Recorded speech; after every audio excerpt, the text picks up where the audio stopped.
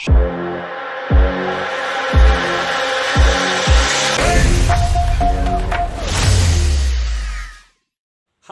I'm Rahul and you're watching Two Wheels and a Handlebar. Twa is all about cycling and cycling stories. We're going to watch another video about Vedangi Kulkarni. Vedangi Kulkarni is an Indian origin adventurer who is also the youngest woman to circumnavigate the world on a cycle. Have you ever wondered what cycle to take for a long endurance ride? Have you ever wondered what to pack and how to pack it? Have you ever wondered how to train for a world record attempt? And we're talking about mental and physical training. If yes, keep watching.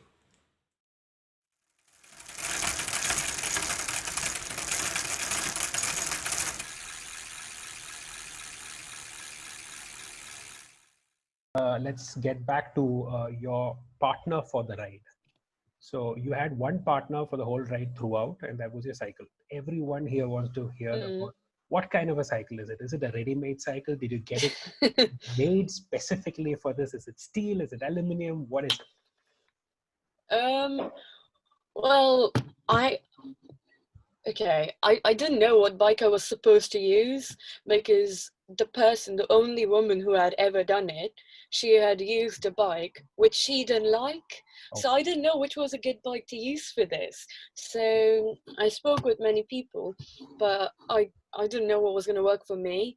But there was this ride that I did between London and Brighton with two of the best female ultra cyclists in the UK.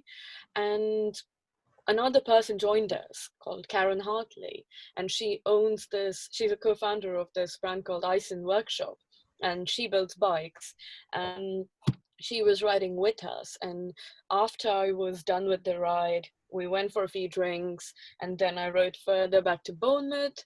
And once I was back, she messaged me on Instagram saying, I want to build a bike for you and that you can take around the world, and you have time to talk, blah blah. So yeah, of course, like, we got talking, and she then suggested that, okay, maybe we can build you a steel frame, and maybe we can have, the whole dynamo hub on it. And so I didn't know what sort of dynamo hubs are available out there, so she said there was this brand called Song or something, and yeah, she put those dynamo hub on my bike. And then I wasn't sure what tires I should be using, but I'd heard that most people use Schwalbe, like people who have done this before. So Mark Berman was the men's record holder at that point, and he suggested that Schwalbe would be a good idea. So that's what I went for.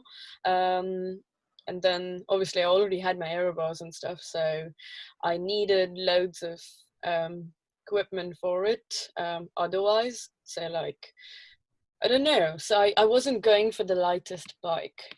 I didn't care about my bike being super light, because once there were loads of things on it, it was going to be heavy anyway. Because I was going to carry all of my stuff on the bike, so I did not need it to be light. I didn't expect that. So a steel frame was fine for me. The forks were carbon, and the whole bike has taken a lot of beating around the world, and before and after that. So, and it's still there. Like, I still use it. And in fact, the 240-mile ride that I did a couple of days ago was on that. And yeah, I used 30 mil tires. Okay. Yeah. Because you what else? Hydraulic brakes. Yeah. Yeah. Yeah. So this is kind of a gravel bike? Hydraulic brakes and stuff. No, it's a road bike. In fact, the name of the bike is an all-season road bike. Yeah. Okay. I just made it into, yeah. Yeah, it's a road bike with 30 tires and steel, and there's a lot of options to carry luggage. But I think you didn't use any of those panniers, and you're using soft panniers. Yeah, so I didn't use panniers. I used bike packing gear. So I used a 17-liter saddlebag from Alpkit. And to be fair, they gave me loads of saddlebags to try. And every time they sent me one, I sent one back. And I told them my stuff doesn't fit. I need a bigger one.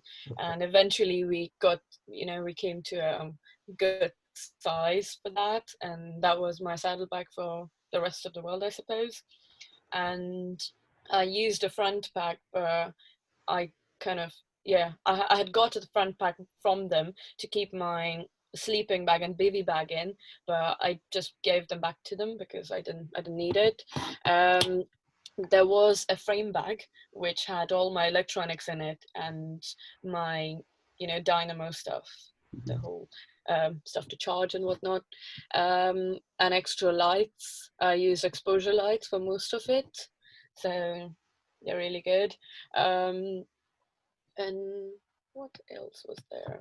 So you're using a baby bag instead of a tent. I didn't have a tent. I You just didn't have had a a baby bag and a sleeping bag. Yeah. Awesome. Right. And when we're talking about the bike itself, you had your measurements taken, and the bike was built for you with steel tubing fit for your size, Um. or something like Yes, it was custom built. Yeah. So that? Awesome.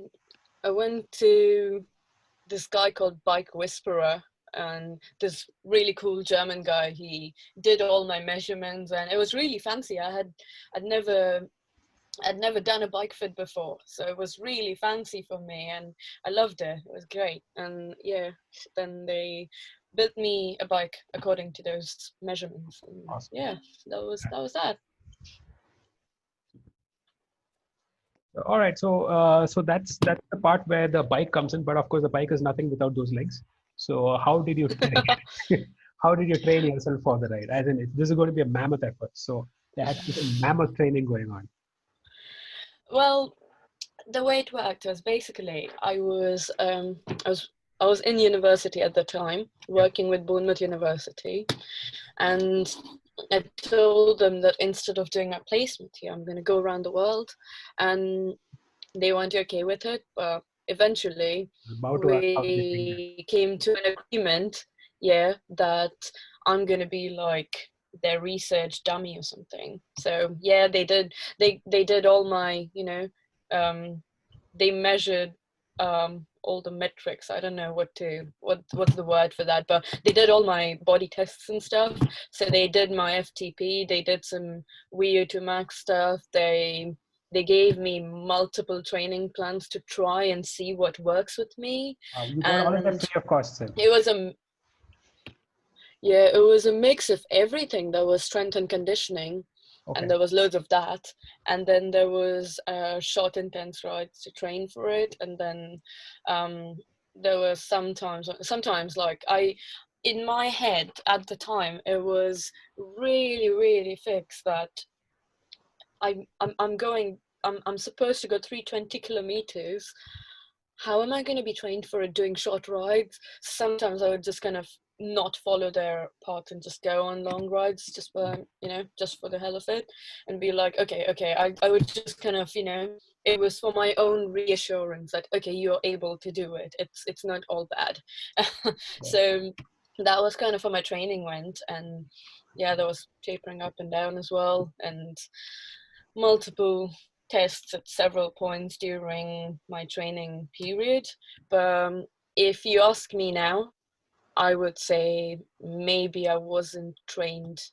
I don't know. I was trained enough to go halfway and do the distance and everything, but I think it's not all about physical training. It's also Okay. so much about mental training. And obviously, I had sports psychologists working with me and everything.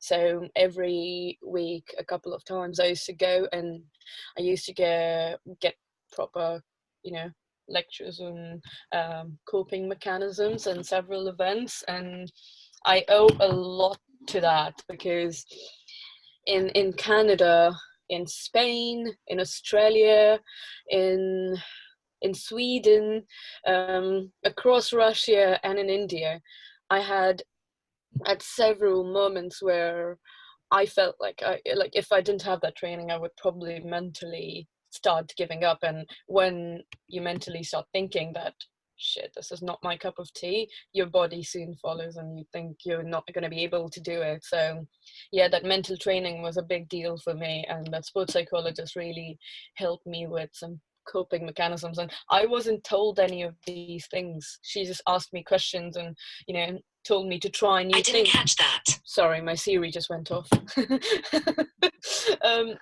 Told me different coping mechanisms for, you know, she told maybe try this for your next long ride, or try something else, and, you know, try counting sheep if you can't go to sleep and things like that. And yeah, I owe a lot to that. So it was physical and mental training for all of it. Fantastic. So can you give some pointers to the guys over here? I'm pretty sure most of these guys are not going to any physios and all those kind of trainings for the long rides that they're planning to do. So is there anything that, of course, like I think most of us agree here that the mental training is more important than the physical training. Of course, physical training is also important, but what Yeah. there are times where when we are out there in the elements, we feel that, you know, this is it, this is enough. Why are you doing this? I mean, just go back home and just lie down. All those thoughts start coming in. I mean, that's just one of the thoughts. So how do you train your mind to protect yourself from that? I mean, you know your body can do it, but it's just the mind that's the problem. So what training can you do for, you know? I think one of the things was that, so my mantra for the whole thing, and this was also written on my bike, was harden the fuck up. Yeah. And that was like, you know, whatever happens, that was my mantra.